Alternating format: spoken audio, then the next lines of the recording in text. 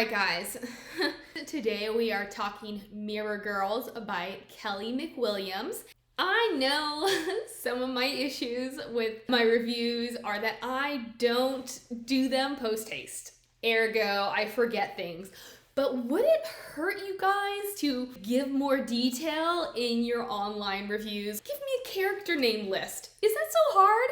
I know a lot of you really don't like spoilers, so I don't know why you're watching my videos, but it is so hard to find basic essentials for my reviews because you guys are like, oh, it was a great book, it did exactly what it needed. Or you just copy and paste the book jacket summary. Can we just be a little bit more creative? Anyways, on the whole, I liked it. It is a YA novel. It is touted as gothic mystery, ghost story, and it's minimal at best. It is really more about civil rights and segregation and racism. And in that, I thought McWilliams did a really good job. The premise is that in the early 1930s, a white man who is the heir to a southern plantation falls in love with the black maid. They have twin girls. One comes out white, one comes out black. They are then murdered or they die. The white grandmother says, I want the white baby. The black grandmother says, well, I'm going to take this black baby and I'm going to get out of Dodge. She leaves the plantation and she goes north to New York. But on the way, she visits the local medicine man and she's like, hey, I'm going to give you some years of my life as long as you let me know what's going to happen to these girls' futures. And then one of these years, I'm giving you as a freebie just in case they need help or answers in the future. Fast forward, we are now in the 1950s and we are in the middle of Jim Crow, which if you don't know what Jim Crow is or was, and that is something I thought McWilliams could have spelled out for us.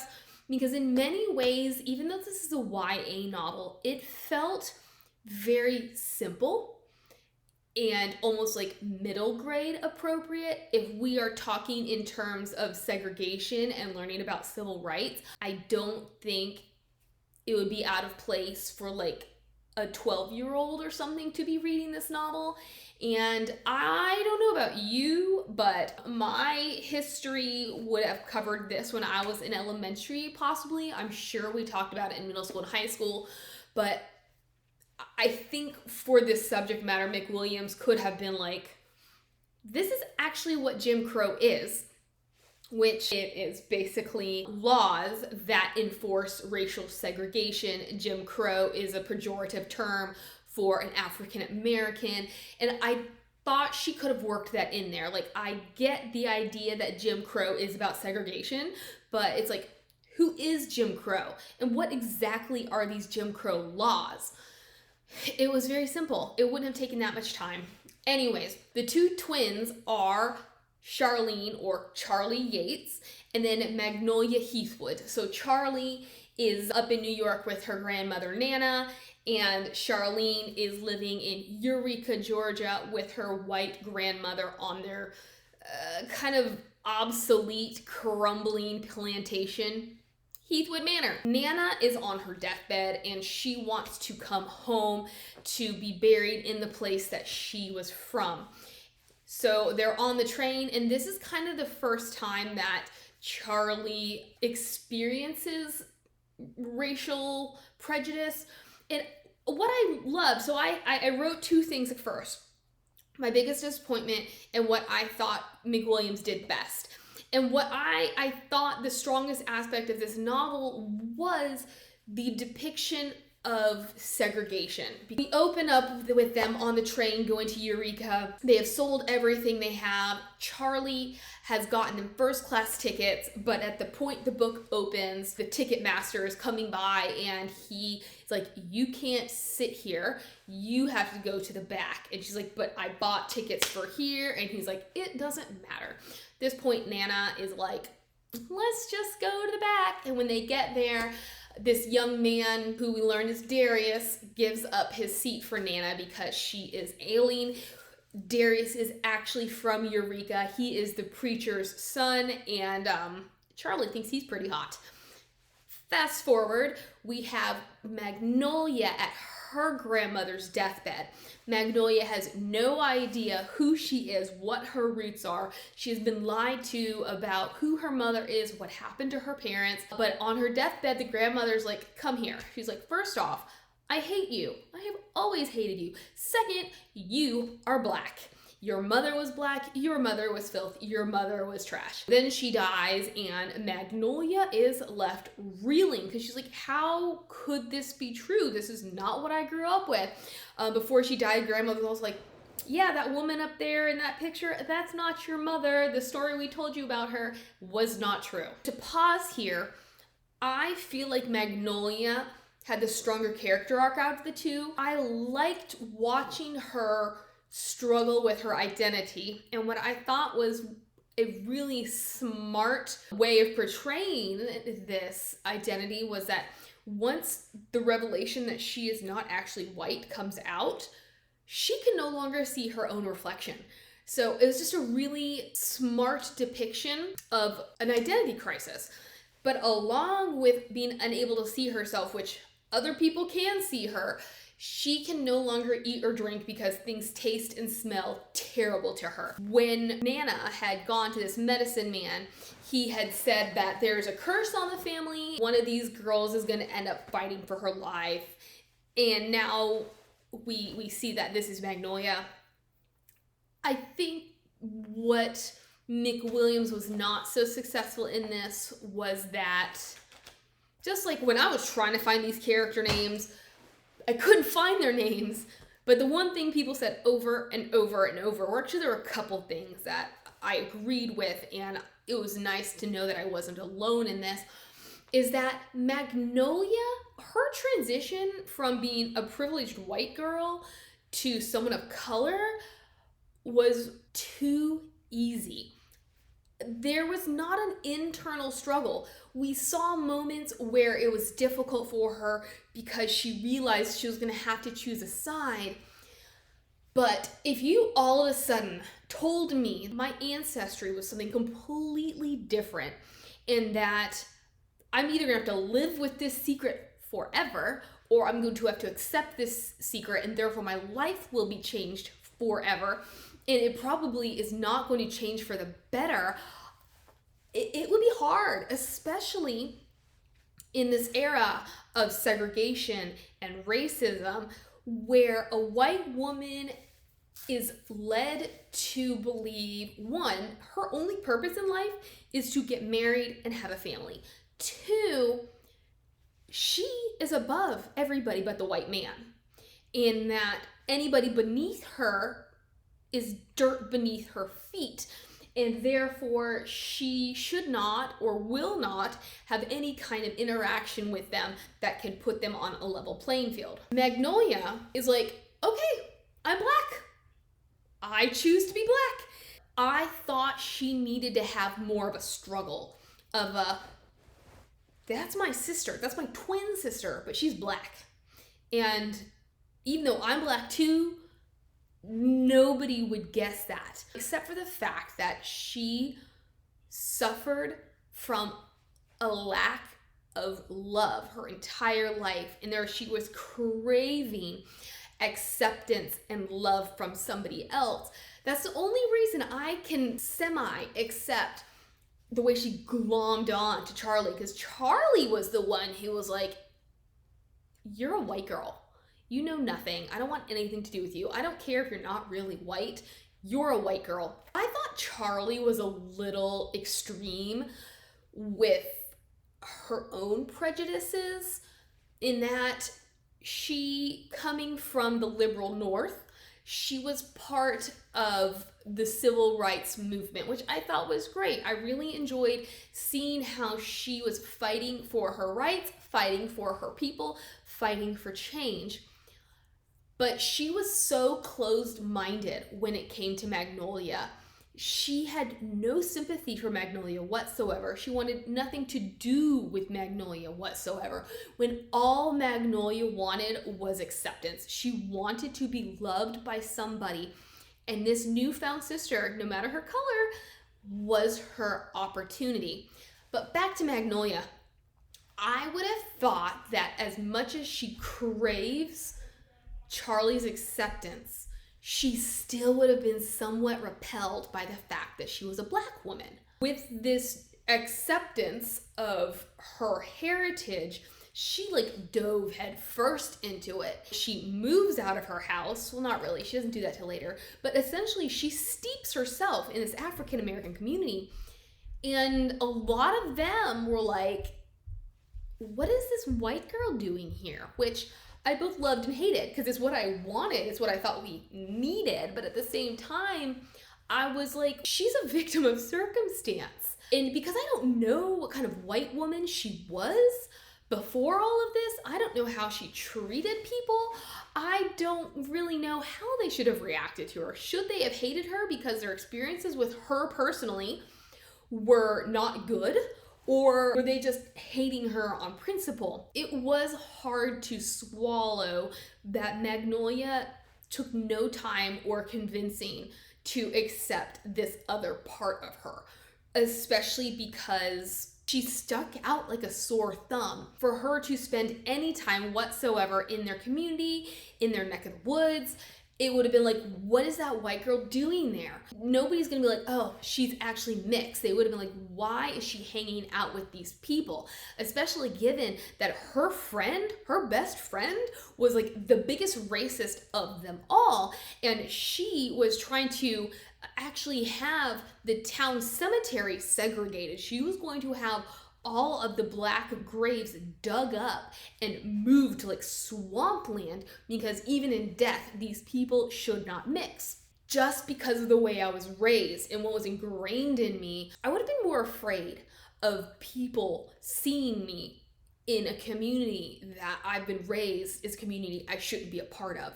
And she had no qualms about it whatsoever. So even though I thought the strongest part of this novel was the history, was the exposure of the segregation, of what Jim Crow was, I thought there could have been more depth to the writing. And then in that, I felt like there's a little too much going on, because I said, this is supposed to be like a gothic mystery ghost story, and we got very few elements of that. I don't know what the solution would have been, because I think because of the premise of the book, we needed both. We needed to have that mystical, magical realism element, and then we needed the civil rights aspect of it. I think if anything, what McWilliams should have done was cut out that magical realism. She should have cut out the ghost story aspect entirely, because it was misrepresented. It was not a book. Like, the parts that were there were great, but that's not really what drove the novel, and it felt out of place. It felt like this book was a dichotomy and both halves were fighting against each other instead of working together. On that note, yes, that was the biggest disappointment, is that there were no supernatural elements to it. We have Nana stopping by the medicine man, and this is the first thing we have in this book. So automatically McWilliams is setting up the fact that there is gonna be some kind of supernatural element to this. And there's not. So we have her stopping by the medicine man, and then we have Nana dying with her spirit kind of still lingering. Charlie is then able to see their mother, Marie, in this mirror that had come from Heathwood Manor. And I was like, what's so special about a mirror from Heathwood Manor? Does it have to be a mirror from this manor? Because in many ways, the manor was a character unto itself. So Charlie, she sees her mother in this mirror, and her mother gives her a very cryptic warning about Heathwood. There are some other instances in which she tries to resummon her mother, and it's not entirely successful. We do have the idea that Heathwood is haunted in some shape, form, or fashion. We have these moments where Magnolia thinks that her grandmother is actually watching her from her portraits. We have a ghost train moment, and then we have a moment, slight spoiler, in which the grandmother comes back to life. Not really comes back to life, but she's almost a corporeal ghostly form and she is torturing Magnolia. There's a little bit of ghost aspect with this one little guy who it could have been great, but it was a missed opportunity. I kept waiting for these elements to matter, for them to have a stronger role, and it was almost like McWilliams wanted it to be there, but she didn't know how to work with it adequately, and so she would just drop it in here and there rather than making this a melting pot of all of her ideas. We have the Magnolia's best friend trying to segregate the cemetery. So on the other hand, Charlie is like, guys, we have got to stop this. We have to stand up for our rights. This is what I experienced in New York. This is how we can combat it. We just need to have a strong front. And then Darius is like, my dad will never support this. At that point, someone, I think it might have been Charlie, it might have been someone else, was like, well, that's what Magnolia is for. Because if you guys have her, not only is she a Heathwood, but she has always identified as a white woman. If you have her on your side, then he will stand with you too. And what we need is this religious figure to strengthen our message.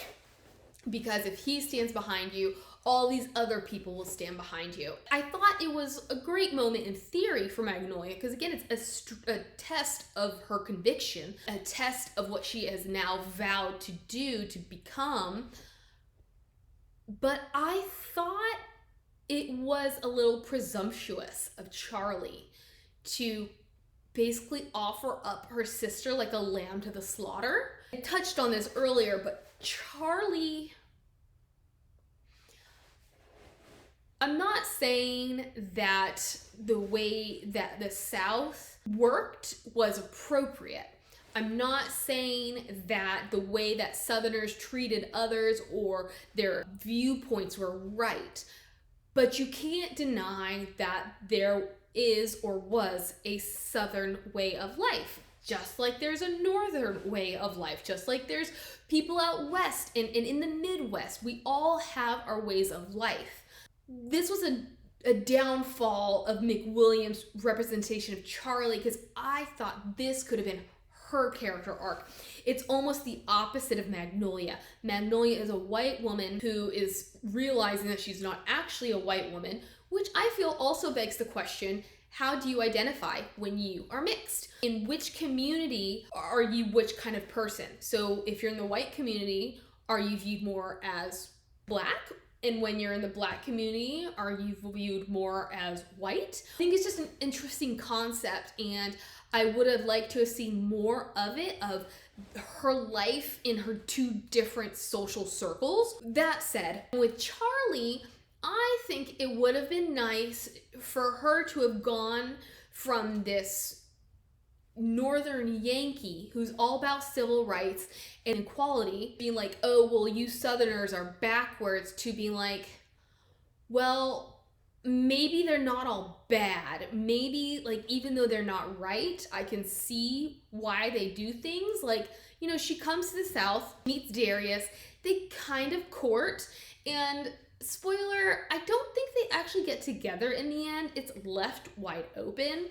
But when they stand up to the white people about the grave, he does get hurt, and they are then going to, or they were going to run away together, only for his family member to get hurt. Or maybe it was the fact that he had an uncle who had fought in one of the wars and he died. His body actually was never recovered, but they still buried him. His grave, though, his coffin resurfaced. But anyways, whatever the case was, she realizes his allegiance is to his family and is to where he is rather than her. So it's left open-ended as to whether or not they ever will be together. But, you know, they start kind of hanging out, and he shows her what real segregation looks like. Benches, bathrooms, restaurants, all that kind of thing. And not that I think she should have been like, okay, let's do this. But I thought she could have had more understanding of, it's kind of survival of the fittest. Like, I don't agree with this, but in some ways, I just have to acquiesce because it's more dangerous not to. Sometimes you have to walk before you can run. Like, sometimes you just have to make it look like you're going along. It's what's the lesser of two evils, you know? And in the end, it was more like, I'm gonna have my stance and you need to have your stance with me. And he's like, yeah, I totally agree. Although I liked how he said, he was just like, sometimes it's just not worth fighting. I'm going to pick my battle. He said it much more eloquently, and I wish I could remember his exact verbiage, but I can't get hold of the audiobook or the actual book for like months, so I can't. I felt like he kind of bent to her pressure in the end. And I liked what she said about how it hurts her heart to have to do things this way. And then he recognizes that maybe he has let his heart be hurt too much, but still, like, she had no character arc whatsoever. The only thing that she changed with was her acceptance of Magnolia. And even then, it didn't feel like she cared for Magnolia that much until the very end. And I thought that was just a waste of a character. I don't know what her purpose was. At least I don't know what her purpose as a perspective was, because she and Magnolia were the two perspectives, and I thought Magnolia was the stronger of the two. I don't feel like Charlie really achieved much. I think the intention was for her to be that civil rights voice, but she was a pretty stagnant character. Not much growth there. She didn't get interesting until the end, which now Magnolia has chosen her side. She has let people know she has chosen her side. Her grandmother had a will that said, you have two options. You either continue to pretend to be a white woman and marry this dude that you were going to marry, and then you can continue living here even though all of my assets and my lands go to him, or you can say no and have to leave my house.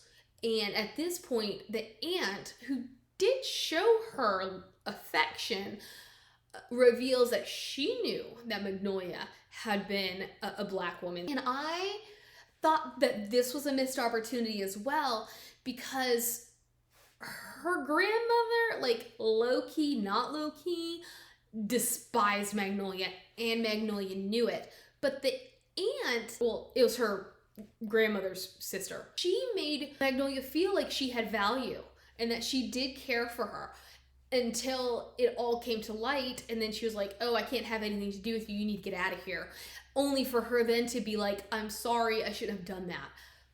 I liked the penitence, but I don't really understand where that came from. I thought we could have used more of that character development as well. Magnolia has basically rejected her boyfriend because in the beginning, the understanding was that he's going to go off to college, he's going to come back and propose.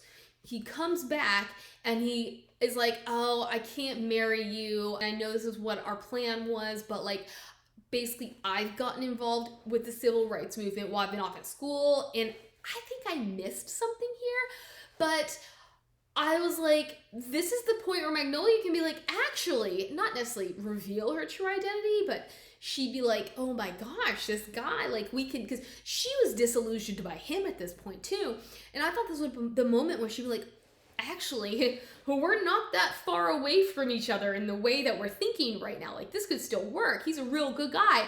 But it turns out that I don't know if he necessarily was lying to her or himself, but he wasn't as dedicated to the movement as he wanted people to believe, because when it came down to it, he chose the white side versus the black side in this fight for the cemetery.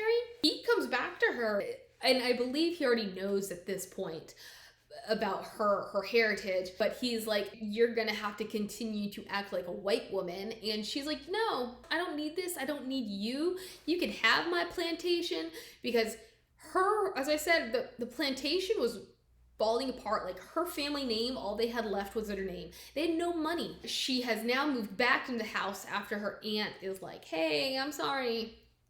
And there's this little ghost boy who shows up. He leads her to an old barn, which these are really the best moments, and I thought they deserved some more limelight. In this barn, there's a spot that is always cold. At this point in the novel, she recognizes that something bad happened there, which is why it's always cold. He leads her to a trap door, and down underneath, there is a locked trunk. She's too afraid to open this trunk. And we literally go through the entire novel without readdressing that trunk, without readdressing this ghost boy and who he is. What we do see is that Charlie is in her grandmother's ancestral home called Freedom House, built by her great-grandfather, who had been a slave, and then once he was freed, had built this house. She is drawn to the bathroom mirror, and she's like, there's something behind that mirror. But I guess Freedom House is a character of its own, and it has a mind of its own, and it will not let her get behind that mirror because she's a Yankee with no manners. And I was like, at least that's right. You know, at least by the end of this novel, she realized the importance of please and thank yous. Because, I mean, no offense to anybody, but, you know, kindness goes a long way. And there's really nothing wrong with saying please and thank you and respecting people. What then happens is she comes back to this mirror, advice of somebody, maybe it was her grandmother, about respect and verbiage. And so she asks permission to see behind this mirror. I forget actually what was behind there, but I think in the mirror, she saw this photo. Maybe it was a reflection, maybe it was, you know, some supernatural element. In any case, there was a picture, and in the picture there was this boy who, it's that little ghost boy who turns out to be her great-grandfather. He is hiding behind this tree, and this all then goes back to there's something wrong with that swamp, with the river in this area. It turns out, like, there was some other verbiage for it, which literally translated to the fact that during slavery, all of these slaves drowned themselves in this river to make their own statement, except for her grandfather, who he couldn't do it. But all these men, women, and children drowned in the river, which is why it is dangerous, which is why it's haunted, which is why you can't catch fish in it. I guess part of this is that the grandfather felt his own sort of guilt, and I'm not understanding why, since he grew up to be a grown man and build his own house and start this family and this generation to come, why he is depicted as a ghost child. It makes more impact, but I was like, he didn't die as a child. So why is it now that he's always a ghost child, except for maybe it was the guilt he felt from what he did as a child? In any case, what he wants Magnolia to do is to open this trunk, because, spoiler alert, in the trunk are the papers of all the slaves that had ever been at Heathwood Manor. And it also turns out that the space underneath the barn was where the family used to tie up slaves, torture them, let them die. I understood what all this meant in terms of the big picture and in terms of metaphor. But at the same time, I didn't feel like there was a strong enough presence of the slavery aspect. I mean, this whole idea of all these people killing themselves to stand up for what they believed in and what they thought was right, that's a huge statement. And it played very little part in this whole story. That's why I'm saying there's just so much going on here. I felt like McWilliams wasn't able to really capture the heart of what she should have. I understand that by releasing these papers in this trunk, she is releasing the spirit of all of these slaves. But I was like, at what point did they become so important to the story? Because they are not.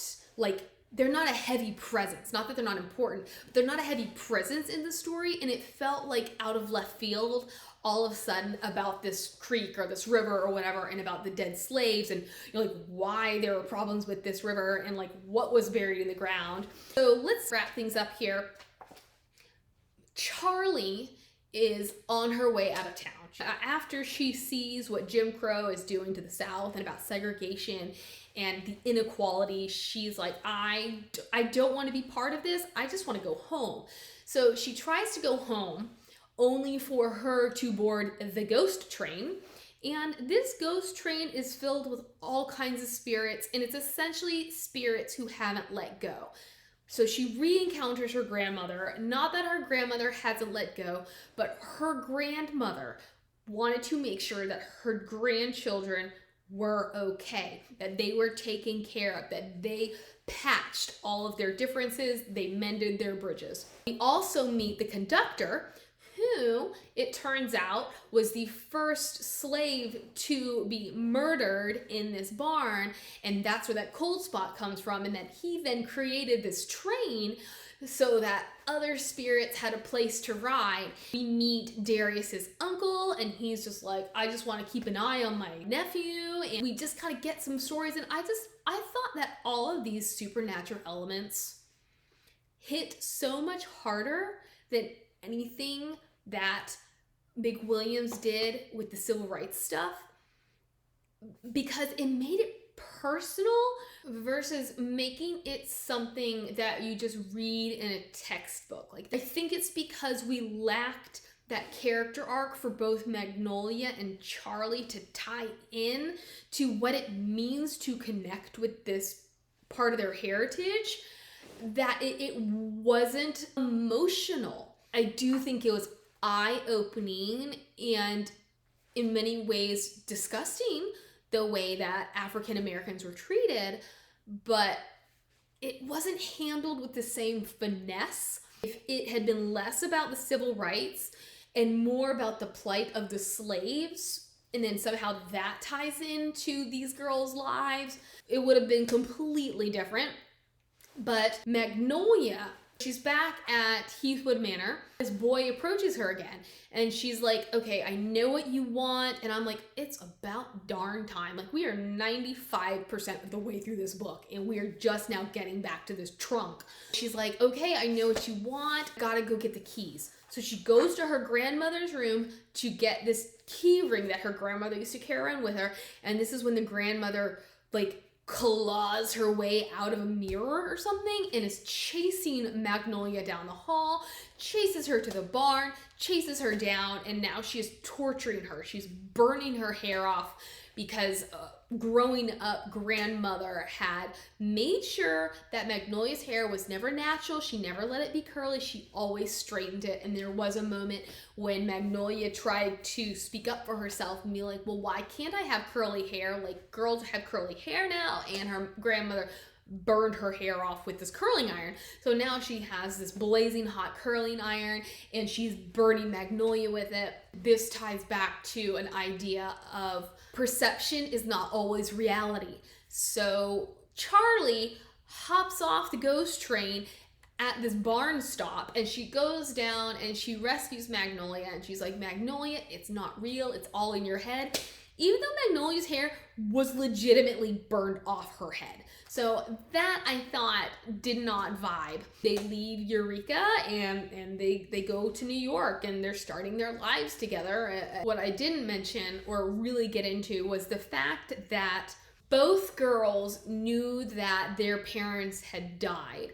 I think one girl, maybe it was Charlie, knew that her parents had been murdered, but they never really knew the whole story. And what is revealed to us is that the white grandmother had the parents murdered. So, they met, they fell in love, they had kids, and then they were gonna go get married, but the grandmother had them followed and pulled over and murdered. And so this is something that, one, we kind of see in these mirror instances, and then something that the grandmother in her ghostly form admits to, which I thought was interesting. I wasn't surprised by it. And it was horrific. Because of her son's relations with the maid, she found him to be a traitor. He did not understand his place in society. He did not understand his place in their family. Therefore, he needed to be gotten rid of. The same token, we have learned that when Nana was trying to leave with both girls, that grandmother had tricked her into giving her Magnolia, into thinking, oh, I've lost my son, I need something of him, only to, as soon as she gets one of the babies, to be like, you stupid woman, here's your money, this is my kid. And what I don't understand is, okay, so I do and I don't understand it. I do understand that she will hate Magnolia because she knows Magnolia's true heritage, and because she is so racist, she will never be able to get past that. But what I don't understand is why she was so desperate to have Magnolia, except that she needed somebody to carry on the Heathwood line. But the problem with that is Magnolia is biracial. Even though she marries a white man, there is no guarantee that her children will not show African American traits. There was just a lot of plotting and execution problems for me in this book. It wasn't a terrible book, let me just put it out that way. But if you went into it reading the genre tags or reading the book jacket, what you got was not what you were promised.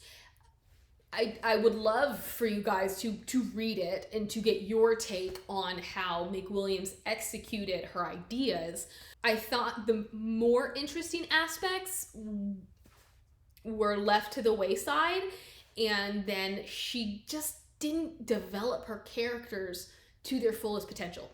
That is Mirror Girls, and I hope I did it justice, and I'd love to know what you guys think. So like, subscribe, comment, do all those things. That reminds me, I didn't put makeup on for nothing. Bye.